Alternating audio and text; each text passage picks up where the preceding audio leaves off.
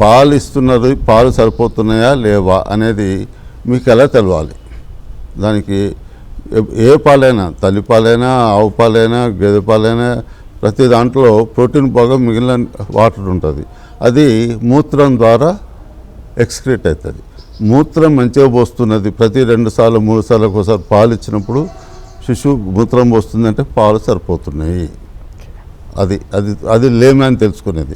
లేదు అంటే weighing machine తోటి చూసుకోవచ్చు. మంచిగా అయితే 25 గ్రాములు పర్ డే, 30 గ్రాములు, 35 గ్రాములు కూడా ఒక రోజుకు బరువు పెరుగుతుంది. దాన్ని దాదాపు 35 గ్రాములు పెరుగుతుందంటే అటు పుట్టినప్పుడు మొదటి 7 రోజులు 5% మనకు తగ్గిపోతుంది బరువు. ఆ 7 నుంచి 12 రోజులకు ఆ పుట్టిన బరువు వస్తుంది.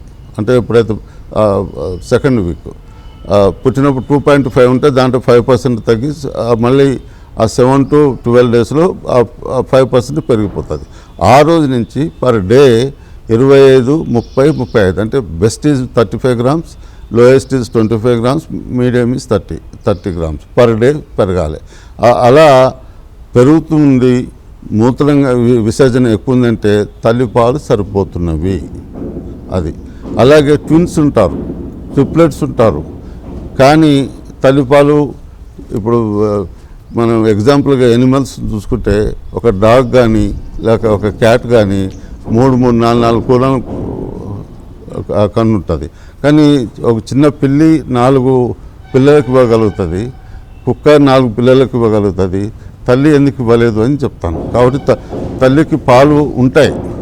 ఆ పాలు ఉండేది మనం వాళ్ళకి చెప్పి కన్విన్స్ చేయాలి. కన్విన్స్ చేసినప్పుడు మనకు వాళ్ళకి అర్థమవుతుంది. కాబట్టి ట్విన్స్ అయినా ట్రిప్లెట్స్ అయినా పాలు సరిపోయిన పాలు ఉంటాయి. కాబట్టి అవి మనకు ఎప్పుడైనా తల్లికి కన్విన్స్ చేయాలి.